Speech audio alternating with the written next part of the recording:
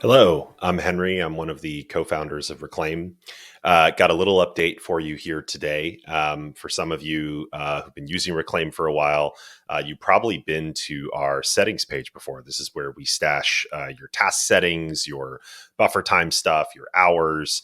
And if we're being totally honest, it was getting a little long in the tooth. And we wanted to give you a new layout for the settings page that basically just makes it easier to access the common settings that you're looking for. And so we're hoping this is going to help with discovering settings that you might not know about, making it pretty easy to sort of dig in. And it's also going to make your side nav, as you can see here on the left, a little bit smaller. So a nice little quality of life improvement.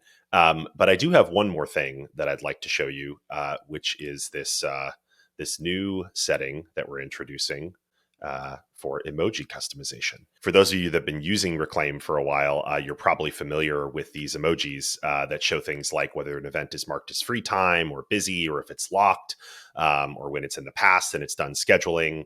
But we're now giving you the ability to customize those emojis as part of the Smart Meetings and Habits beta.